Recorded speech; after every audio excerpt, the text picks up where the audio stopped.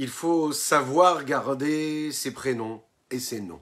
Oui, le peuple juif en Égypte, lorsqu'il arrive, chémote les noms. Ils gardent leurs noms.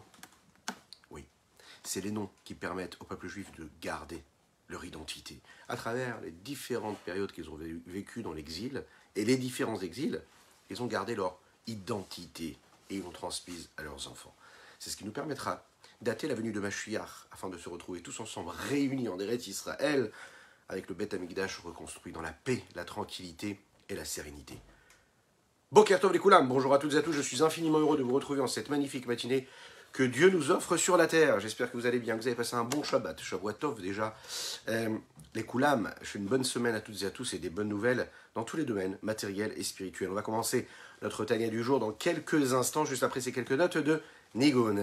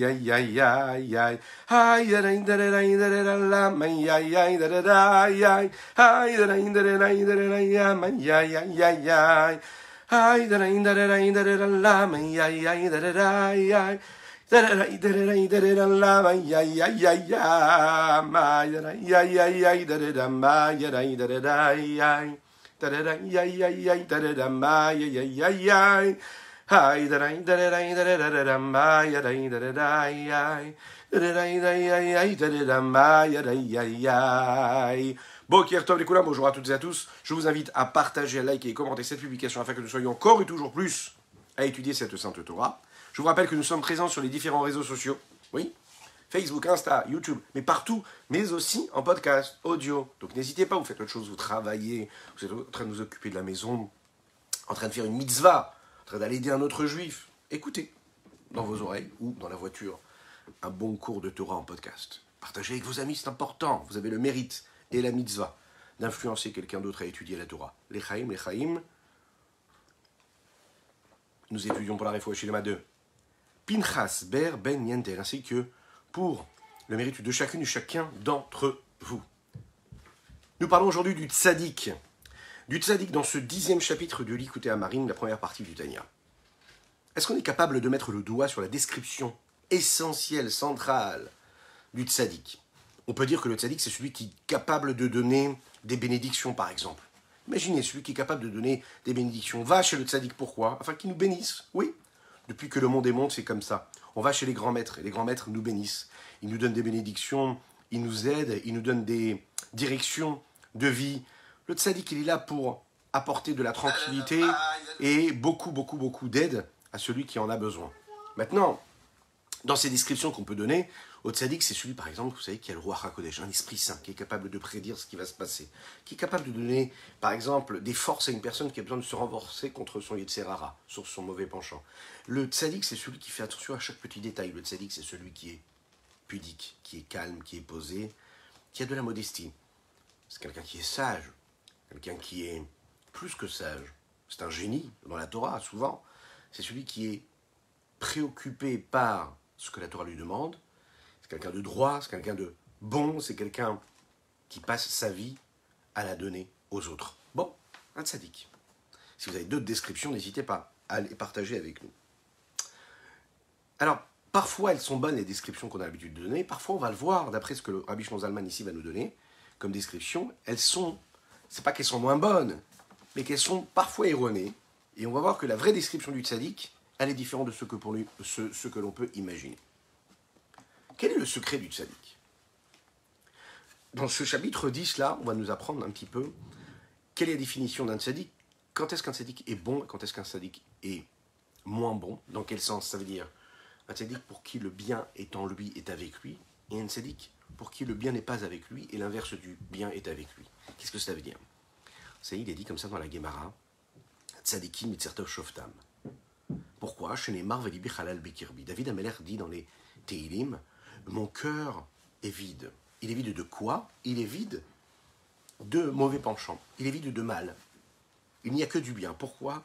Parce que David Amelech, le roi David, à travers tout son travail de teshuva, a réussi à libérer complètement son cœur de tout mauvais penchant, de toute chose négative. Qu'est-ce que ça veut dire Yetzer Tov Shoftan? C'est le bon penchant qui les juge.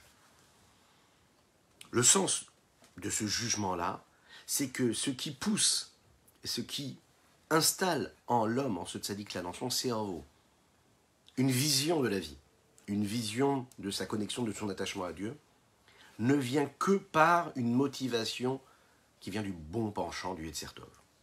À aucun moment il est en combat. Il a fait le combat, le mal n'existe plus, le mauvais penchant est parti. Il n'y a que de la place pour du bon. Vous savez, on se lève le matin, on est en combat. Oui, il y a celui, par exemple un dimanche sur la terre, qui nous dit bah, reste encore au lit, puis si tu ne travailles pas, tu peux encore rester au lit. Il y a celui qui nous dit mais non, c'est un jour comme un autre face à Akadosh Baruch Hu, et tu as tellement de choses à faire, tellement de mitzvot à faire, pour toi ou pour les autres, il n'y a pas de problème, tu te lèves, tu fais ce que tu as à faire. Le Yetzer Tov, Sarah, il nous dit non, pas du tout, tu peux penser à toi. La description véritable du tzaddik, c'est pas par rapport à son comportement extérieur, mais c'est par rapport à sa personnalité profonde et intérieure. C'est ce qu'il ressent, ce qu'il veut. Quelle est sa pulsion initiale? Quel est son réflexe naturel? Le tzaddik, c'est celui dont l'âme divine a réussi à soumettre l'âme animale de telle façon à ce que ce qui le pousse dans toute l'expression de son corps et de son âme et de son esprit, c'est toujours le bon penchant et jamais le combat avec le mauvais. Il a fait le travail de faire partir le mauvais de lui et il ne lui reste que du positif. Donc, est-ce que le tzaddik a... Excusez-moi. Est-ce qu'il a, le tzaddik, quelque chose qui le pousse à faire l'inverse de la volonté de Dieu? Est-ce qu'il est dans le combat? Ou est-ce qu'il a déjà gagné cette guerre? On va le voir. Oui, le tzaddik a gagné le combat. C'est l'âme divine qui s'est installée, c'est elle qui régit son existence. Vous allez me dire, mais de quoi on parle ici? Est-ce qu'on est des tzaddikim? Est-ce qu'on peut devenir, nous, des tzaddikim, tel qu'il se décrit ici dans la Torah? A priori, non. Mais sachez bien une chose. C'est important de savoir que cela existe. En fonction de cela, on place un curseur un petit peu plus haut dans notre existence. On se rapproche de ce tzaddik-là. D'ailleurs, comme du Benoni qu'on va décrire aussi, et qu'on a un peu décrit déjà, c'est même un niveau déjà d'être un Benoni du Tanya, mais le fait de savoir qu'il existe. On a le devoir de le savoir. Il faut savoir connaître, être conscient de ce qu'il faut faire, de ce qu'il faut être. Il faut être conscient que toute notre existence, ça doit être la recherche de la présence de Dieu ici-bas sur terre. De vivre, de respirer, de ressentir la présence de Dieu ici-bas sur terre.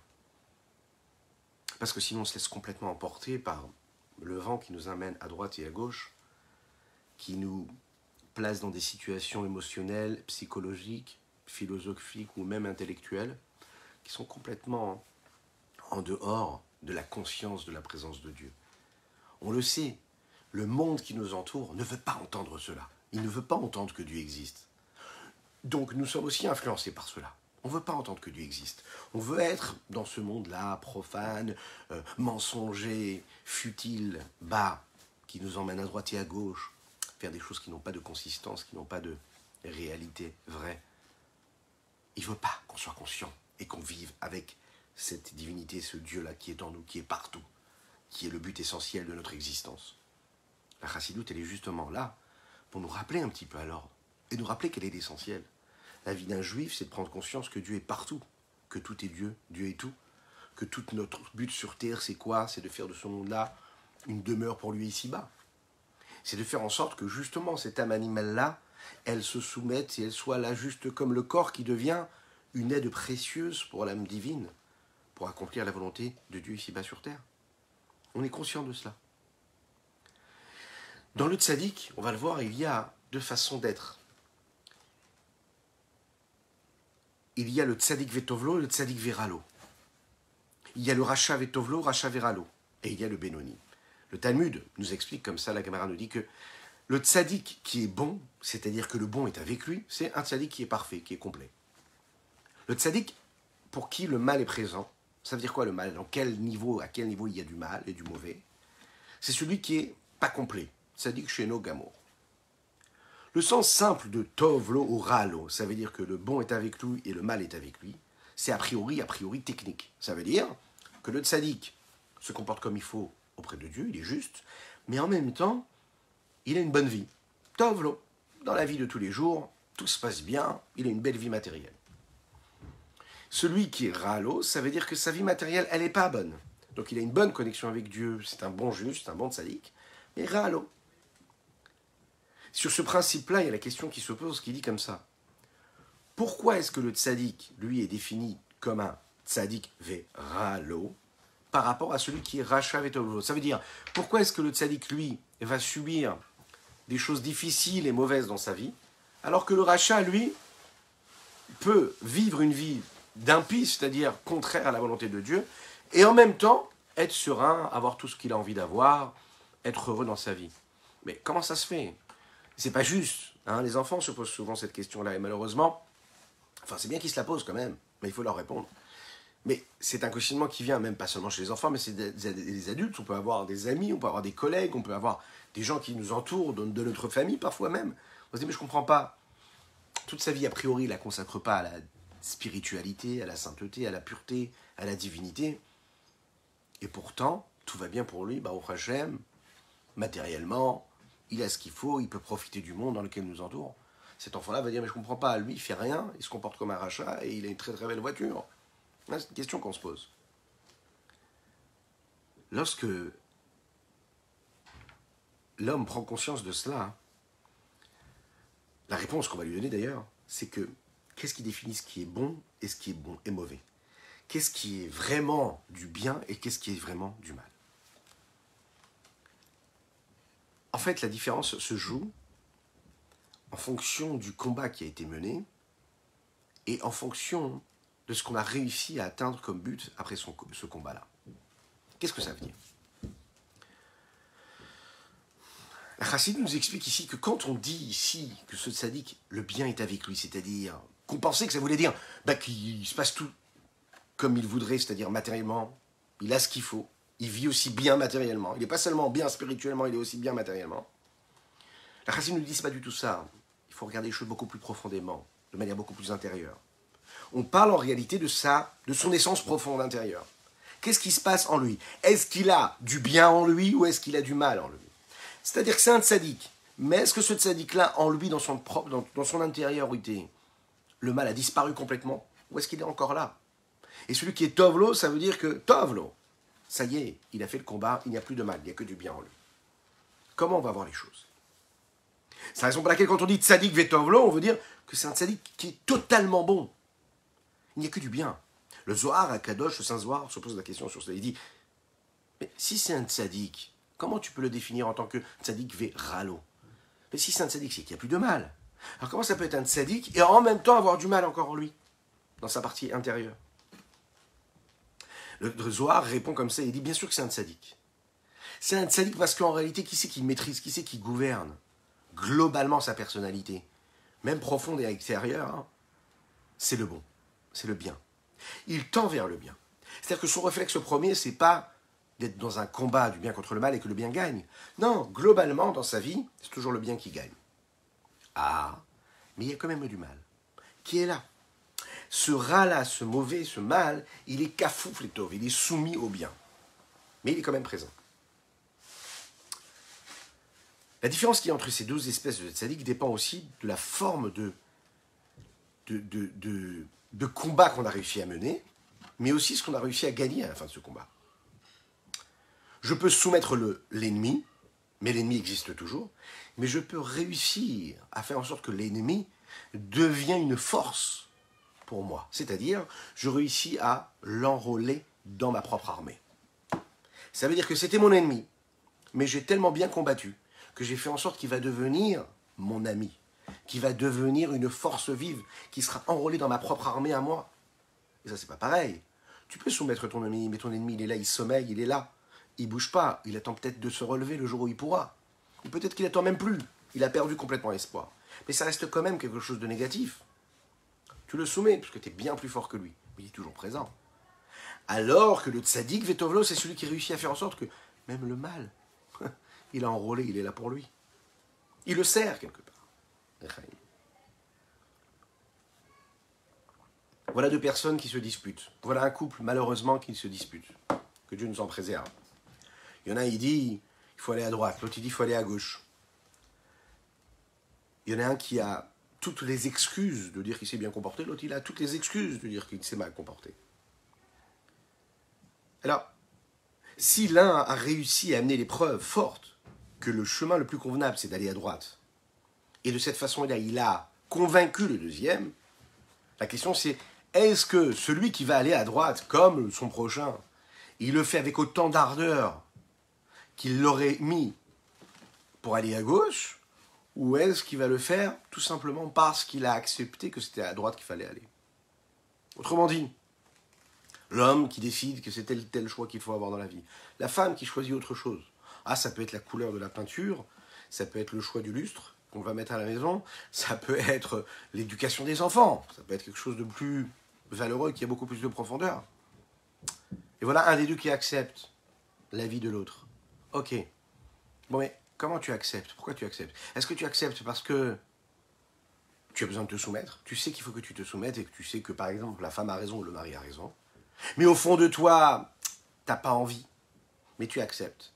Et là, les dégâts peuvent être considérables au bout d'un certain temps, puisque on parle de la couleur d'une peinture, mais ça peut être tout le reste. Et que tous les matins, tous les 2 matins, on se dit, ah, je me suis soumis, j'ai choisi comme ma femme, ou j'ai choisi comme mon mari, mais en réalité, je ne supporte pas cette couleur-là, ou je ne supporte pas ce choix de vie que nous avons fait. Et il y a celui qui réussit, en fait, à accepter la vie de l'autre, l'intégrer en lui, jusqu'à aimer comme l'autre aurait aimé. Et là, il n'y a plus de frustration. Plus de frustration parce qu'en fait, c'est pas une soumission. Il ne faut pas avoir du tout ça comme une soumission. C'est réussir à intégrer l'idée de l'autre comme si c'était la nôtre. Lorsque l'âme divine réussit à maîtriser l'âme animale, elle peut aussi se retrouver face à ces deux possibilités-là. L'âme animale, par exemple, elle reste passive. Ça veut dire qu'elle ne dérange pas l'âme divine. D'un autre côté, elle ne va pas du tout s'investir dans tout ce que l'âme divine a envie et a besoin. Elle reste de côté, elle ne dérange pas, mais elle ne s'investit pas. On a donné l'exemple tout à l'heure du couple, c'est pareil. Imaginez un couple où le mari décide de s'investir un petit peu plus dans la Torah, ou bien une femme qui décide de s'investir un petit peu plus dans la Torah et que le mari a du mal. Le mari n'a pas envie de s'investir autant, de faire autant d'efforts. D'accord? Il veut rester dans ses traditions. Ok. Alors qu'est-ce qui se passe ici? Parfois, l'homme ou la femme, ils vont décider de se mettre de côté. Ok, fais ce que tu as envie de faire, je te respecte, tu veux faire plus de Torah, fais plus de Torah, mais ne m'embête pas. Je n'ai pas envie, moi, de faire plus d'efforts. Donc, la personne reste passive, elle ne dérange pas. Ça veut dire que la Nefesh Elokit a gagné son combat, le bien a gagné son combat, mais le mal est toujours là, le négatif est toujours présent. La vraie réussite, c'est quand on réussit à faire en sorte que le négatif devient une force pour le positif. Ne reste pas juste passif. Le tzaddik vetovlo, c'est que l'âme animale elle est devenue active. Elle se bouge, elle est là, elle avance. L'âme animale ne reste pas en sommeil. Elle ne veut pas de mal, mais elle veut du bien. C'est-à-dire que l'âme animale est comme l'âme divine. Elle sert l'âme divine. Elle est même dans les sujets de la sainteté. Elle va le pousser à faire ce qu'il doit faire de positif et de saint. Elle va l'aider à accomplir la Torah et les mitzvot. L'âme divine a gagné le combat.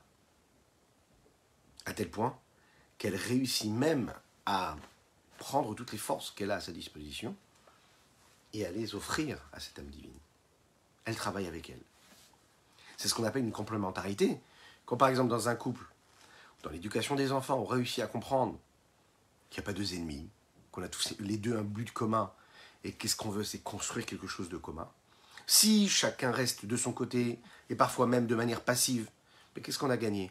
On a gagné, vous savez que, alors il y a moins de combats, il y a moins de disputes, mais qu'est-ce qui va se passer? Le jour où ça doit exploser, ben ça va exploser de toutes les manières. Parce que c'est resté passif, mais c'est toujours là. Oui, en effet, c'est quand même déjà quelque chose que ce soit passif. Parce que quand le mal est présent et que la confrontation est réelle sans arrêt, c'est très compliqué après pour arriver à la paix et à la sérénité. Mais l'étape d'après, c'est quoi? C'est de réussir à faire en sorte que ces forces contraires ne soient pas passives, mais qu'elles soient elles-mêmes investies du même projet et qu'elles soient donc actives. Regardez ce que le Tanya dit dans les mots ici.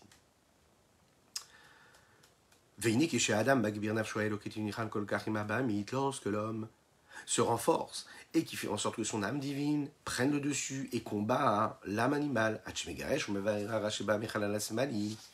à tel point qu'il réussit à renvoyer, faire partir, faire disparaître et à brûler le mal qui vient du côté gauche. Vous vous souvenez qu'on avait dit que dans le cœur il y avait deux côtés, un côté gauche et un côté droit, et le côté droit concerne tout ce qui est la vibration positive, celle qui est négative.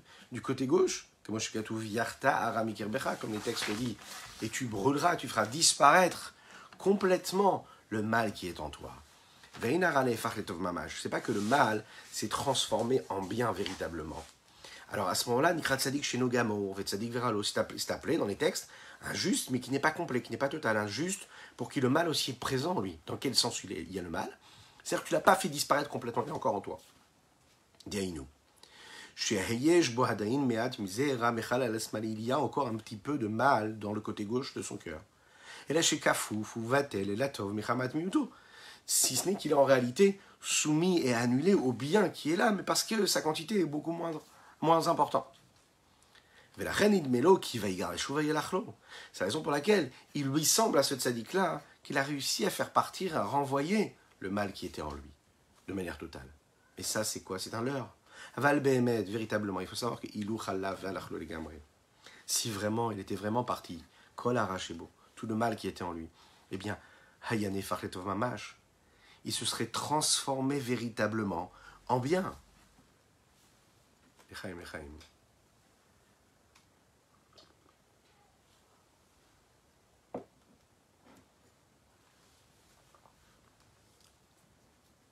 La différence qu'il y a entre ces deux espèces de tzadikim, c'est une différence qui est très subtile.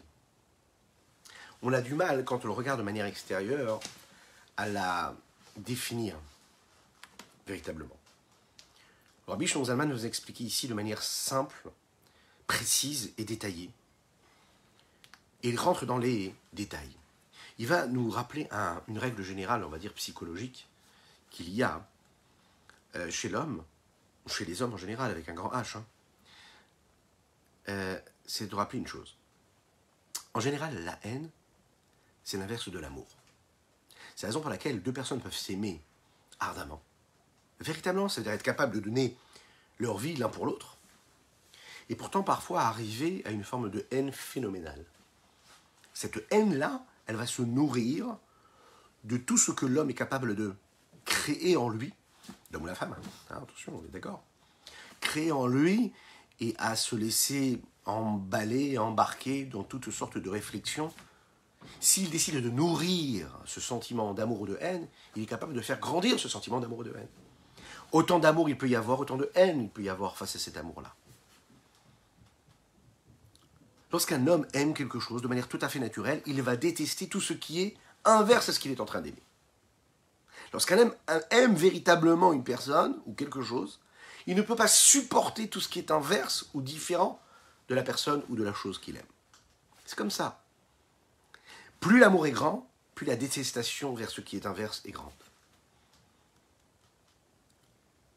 Parfois, on ne sait qu'on aime quelque chose ou une personne que quand on est capable de voir et de ressentir une détestation, une haine pour ce qui est inverse à la personne ou à la chose.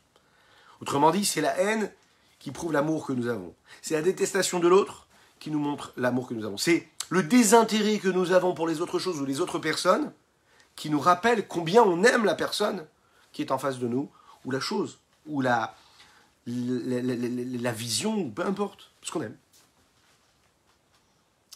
On va prendre un exemple très très simple. Un homme qui aime beaucoup dormir. Ok. Alors, tant qu'il n'ira pas dormir, il sera nerveux, il sera coléreux.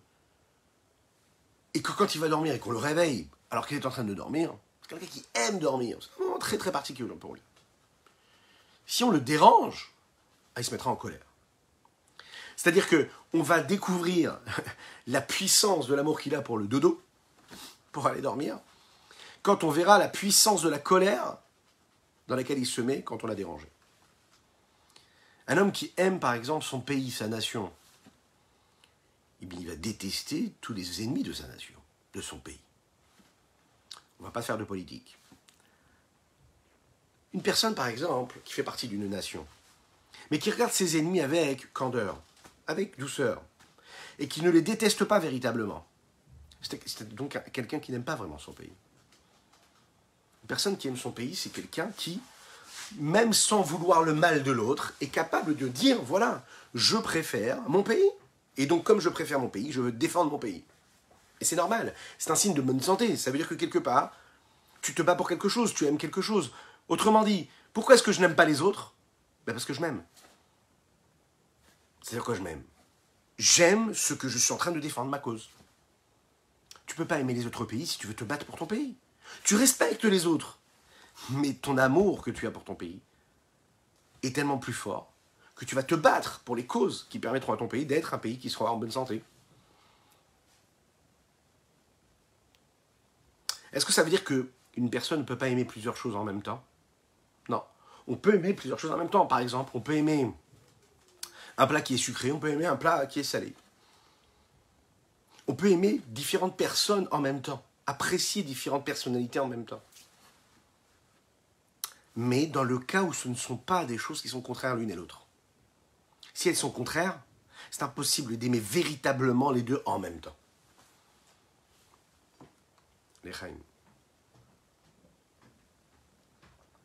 On peut comprendre aussi ce que ça veut dire ici, l'amour que nous devons avoir pour Dieu face à l'amour que nous pouvons avoir pour le monde. Parfois, les gens veulent être et ça et ça. Vous savez, le fameux en même temps.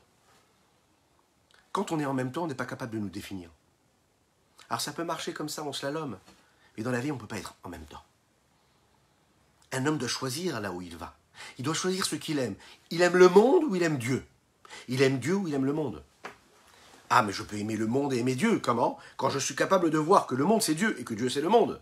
Mais si je m'arrête à la première vue extérieure et superficielle de ce monde-là, et que j'aime le monde pour ce qu'il peut apporter de matériel, et j'oublie que Dieu c'est au-delà de l'espace et du temps et de la matière, et que c'est Dieu qui transcende l'espace, le temps et la matière, j'aime du superficiel, j'aime pas l'essentiel.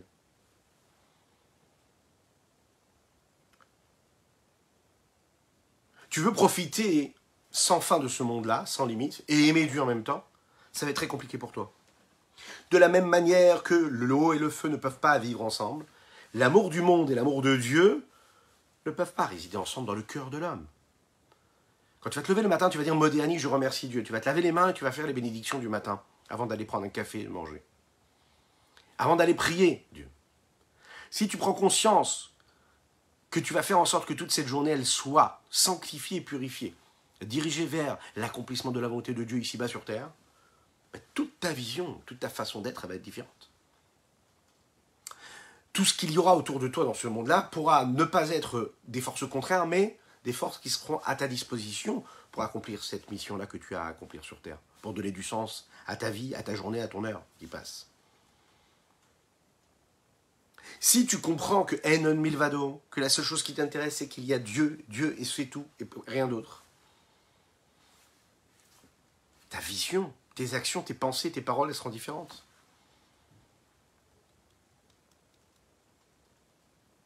L'autre côté, les forces négatives, c'est-à-dire la Sitra Haras, qui est l'inverse de la Gdusha, elle aussi, elle est vraiment sur le pied de guerre. C'est-à-dire qu'elle se lève aussi avec toi le matin. Elle va te dire, mais non, tu sais, le monde, regarde tout ce qu'il peut t'offrir. Ça brille de partout. Avec autant de force, il va te dire, Einod Milvadi, il n'y a rien d'autre que moi. Là où on dit sur Dieu, Einod Milvado, il n'y a rien d'autre que lui. La Sitra Haras, l'autre côté, tu dis, hey, il n'y a rien d'autre que toi. Comment aujourd'hui tu vas pouvoir assouvir tes besoins, tes passions, tes pulsions? Ou tu vis pour Dieu, ou tu vis pour toi. Mais on voit véritablement que dans ce monde-là, dans la réalité, il y a des gens qui aiment les plaisirs du monde, qui en même temps aiment Dieu. On peut parfois aller étudier la Torah pendant des heures, faire une belle tefila, une belle prière, et ensuite aimer le monde, aimer les choses de la vie. Il faut savoir que la réponse, elle est simple, et la Chassidoute nous la donne. Attention, hein, bien sûr qu'on parle de quelque chose de très fort, de très puissant, bien sûr que c'est osé tout ce qu'on nous demande ici d'être. C'est important de le savoir, comme je l'ai dit tout à l'heure. Même si ça demande beaucoup d'énergie, et que ça nous paraît très loin de nous, mais c'est important de le savoir. Le fait de le savoir déjà ça nous place à un certain niveau. La réponse, elle est simple. C'est que ce sera toujours un sur le dos de l'autre. Il ne faut pas rêver. Plus tu aimes Dieu, moins tu aimes les plaisirs du monde. Et faites le test chez vous à la maison, vous allez le voir. Plus on s'investit dans la spiritualité et la sainteté, moins on est attiré vers le négatif et l'impureté. On est incapable de le dire comment ça s'est passé. Mais un jour, on va regarder comme ça dans le rétroviseur de notre existence. Et on va se dire, ah, ça fait quand même assez longtemps que je n'ai pas eu de pulsions physiques, matérielles, néfastes, nauséabondes. On va se regarder comme ça dans le miroir et on va dire, ah mais quand même, j'ai l'impression que je suis devenu quand même quelqu'un d'un peu moins coléreux. La dernière fois que je me suis mis en colère, c'était il y a quelques semaines. Alors qu'avant, c'était tous les 2-3 jours. On va voir qu'on est devenu beaucoup plus raffiné, beaucoup plus spirituel. On s'est jeté un petit peu moins sur la nourriture, on s'est jeté un petit peu moins sur les plaisirs du monde. On sent qu'on s'est élevé, qu'on s'est détaché de la matière. Pourquoi? Parce que plus tu t'investis dans l'amour que tu as pour Dieu, moins tu vas aimer le reste. Puisque c'est contraire. Voilà un homme qui se lève un matin et qui dit « Mais je ne comprends pas. J'ai perdu complètement le goût à l'étude de la Torah, à la Tefila. » Voilà un jeune homme qui s'est marié, qui a des enfants, qui a vécu toute sa vie dans une famille religieuse, qui a grandi avec une bonne éducation, qui a fait une école juive, religieuse parfois, et qui un jour, un matin, se lève et il se dit « J'ai envie de me mettre un bon jean, un bon t-shirt et vivre comme quelqu'un de la rue. Je vois plus de sens à ce que je suis en train de faire. » Qu'est-ce qui s'est passé à ce moment-là? Est-ce que c'est venu comme ça, Chas v'Shalom, que Dieu nous en préserve? Pas du tout, c'est pas ça. Pardon. Il s'est passé quelque chose de très simple. C'est que quand on aime trop et qu'on donne trop de passion au plaisir du monde, eh bien on se détache des plaisirs de Dieu. Ça n'arrive pas comme ça d'un coup. Quand on a laissé l'Yitzhara rentrer en nous en se disant « Ah mais c'est pas grave, je peux être un petit peu plus cool, je peux m'adapter au monde qui m'entoure, je peux être un petit peu plus comme le monde qui m'entoure, etc. » Je perds le plaisir de Dieu et je mets mon plaisir dans les choses du monde. Donc automatiquement, le plaisir de la sainteté, il disparaît. Pourquoi le goût, il est parti? Mais parce que ton goût, tu l'as mis ailleurs. Ton désir, tu l'as mis ailleurs. Si tu as trop pris ce désir et tu l'as trop profané, tu l'as utilisé, ben t'as fait partir toute la substance qu'il y avait dans le désir et dans le plaisir que tu pouvais avoir dans la sainteté, et tu l'as mis dans l'inverse de la sainteté. Quand tu t'es investi spirituellement dans la sainteté de Dieu, quand tu as fait ce que tu devais faire, mais avec toute la force et la concentration qu'il faut le faire, avec l'authenticité, avec parfois la simplicité, et bien tu ne t'en rends même pas compte, mais tu t'es transformé. Tu n'as même plus de combat à faire. Tu dis, mais je ne comprends pas, avant j'étais attiré par cela, avant ça me parlait. Et là les journées, les mois, les années passent, et je ne me sens pas du tout concerné par ce que le monde peut m'offrir. Je me sens complètement détaché. Alors ça c'est le top, parce qu'il n'y a même plus de combat en réalité. Parce que l'attirance qu'il y avait a disparu. Pourquoi? Parce qu'on a moins irrigué ces désirs-là. On les a moins nourris, ces vitalités, ces pulsions-là.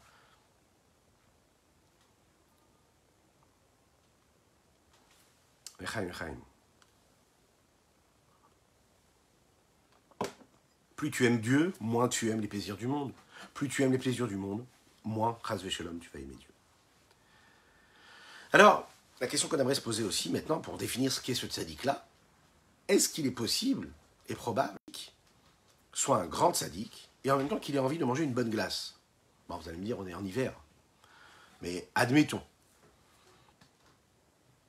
D'un côté, il y a marqué « Enon milvado », il n'y a rien d'autre que Dieu. Mais quand il est devant ce glacier-là, et qu'il a la possibilité de manger cette glace-là, est-ce que ça veut dire qu'il est complètement kadosh pour Dieu? Ça veut dire qu'il aime Dieu de tout son cœur, de toute son âme, de ses deux penchants. C'est la seule chose qui peut lui procurer du plaisir. Donc, en réalité, cet homme-là, et c'est la raison pour laquelle on est très loin de ça, ne pourra même pas aimer ce qu'une glace va pouvoir lui procurer. C'est à double sens. Le tzaddik complet, il n'a même pas de tentation pour tout ce qui est interdit. C'est encore plus que cela. C'est quelque chose qui le dégoûte, qui le repousse. De la même manière, par exemple, qu'une personne, quand elle marche dans la rue et qu'elle voit quelque chose, un aliment qui est tombé par terre, ça peut être un aliment qui vient du plus grand pâtissier de la place de Paris, il ne va même pas le regarder. C'est tombé par terre, c'est sale, je ne veux pas du tout avoir accès à cela. Oui, mais je ne comprends pas, c'est la meilleure des pâtisseries. Je ne peux pas y toucher. C'est tombé par terre, ça me dégoûte. Le tzaddik, lui, quand il va voir un plaisir du monde, Il ne voit même pas du tout un combat. Il voit quelque chose qui le répugne complètement, qui le repousse. Aimer de tout son cœur et de toute son âme, c'est que j'ai même plus de mauvais penchants qui appellent un désir contraire à la sainteté. Et il y a aussi le repoussement qu'il peut avoir et ressentir face à ce qui est même permis, qui est cachère. Vous savez, il y a ce qui est permis dans la Torah. Il y a des plaisirs permis dans la Torah. Mais le tzaddik, en réalité, il est capable d'en profiter, mais pas pour ce que le profit peut lui apporter.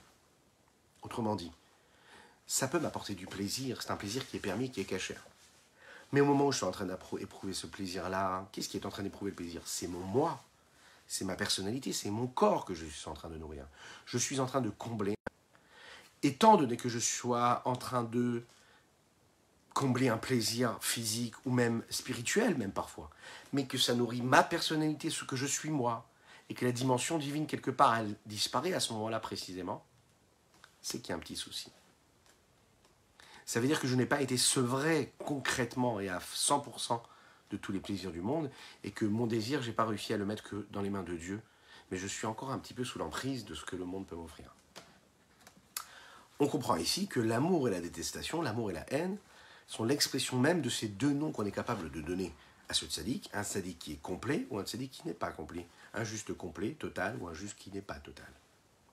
Le tzaddik gamour, c'est-à-dire que l'amour qu'il a pour Dieu, c'est-à-dire le tzaddik qui est en lui, est à 100%, il est parfait. Alors que le tzaddik vetovlo, c'est quoi? C'est il n'est pas attiré par le mal, et le mal a été transformé en bien. Obéoignan, qui n'est tzaddik gamour, il faut comprendre cela. Le tzaddik gamour, le tzaddik parfait, total, complet, chez Nefa Hara, chez Loletov, que le mal qui est en lui s'est transformé en bon. Mais la reine Ikra Tzadik Tovlo, c'est la raison pour laquelle il est appelé Tzadik Vetovlo, parce qu'il n'y a que du bien en lui. Ou à l'idée à Sarat à Begadi Matsuim, il a réussi à retirer les vêtements sales. Vous savez, c'est ces vêtements qu'on a posés sur l'âme et qui sont en réalité sales parce qu'ils sont attirés par les profits, les plaisirs du monde. Les Gamré Mara, il a réussi à les retirer de tout le mal qu'il pouvait y avoir en eux. Deinu, c'est-à-dire l'imos meod de tagunegea olamazé. Repousser, rejeter, être dégoûté par tous les plaisirs que ce monde peut offrir. L'itanek gabam betanugot bene adam, avec ces plaisirs les plaisirs qui peuvent être ressentis par les hommes, les malot tavatago vilvat volavodat Hashem, quand le corps veut ressentir quelque chose sans vouloir servir Dieu avec ce plaisir. Parce qu'on sait qu'ils viennent et qu'ils sont influencés de l'écorce et de l'autre côté, tout ce qui est inverse de la sainteté. Et on sait que tout ce qui provient et qui découle de l'autre côté vient d'où? De l'autre côté, le tzaddik total, complet, parfait, le repousse complètement. Il le rejette, il le déteste. Pourquoi? Pourquoi? Parce qu'il aime Dieu avec toute la puissance dont il est capable d'éprouver. Un amour qui est grandissant, ce qu'on appelle l'amour des plaisirs, comme on l'a dit dans le chapitre précédent. Et comme des longues pages et des longs livres sont capables de nous l'expliquer dans la Chassidut, et à l'occasion on aura qui se présentera, nous permettre de comprendre véritablement ce que ça veut dire, aimer Dieu de tous ces plaisirs-là. Echaim, Echaim.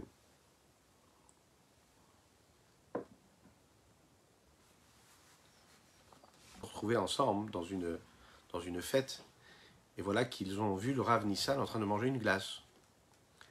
On leur dit, mais je comprends pas, vous nous dites toujours qu'il ne faut pas manger de glace. Alors il a répondu, il leur a dit, pourquoi ça c'est une glace? C'est quand on arrive à un certain niveau de travail sur soi, on n'est même pas capable de savoir qu'est-ce qui est défini comme du plaisir ou pas. On se détache tellement des plaisirs. Dans les mots, qui aime zélé ou madzé, parce que la gdusha face à la sitra hara, ça veut dire la sainteté face à l'autre côté, ce qui n'est pas la sainteté. C'est l'un contre l'autre, l'un face à l'autre, qui dit comme il dit, tachlit sinas senetim le hoivim ayoli chokreni vedalevavi gomer. Je les ai détestés, ils sont devenus mes ennemis. Connais mon cœur, sache comment il est, ce qu'il est mon cœur. Il est libéré de ces ennemis-là. En fonction de la valeur et du niveau de grandeur, d'amour qu'on a pour Dieu. De cette façon-là aussi, la valeur et la grandeur de la détestation de tout ce qui est l'inverse de la sainteté, le dégoût que nous aurons envers le mal, sera véritable. Pourquoi?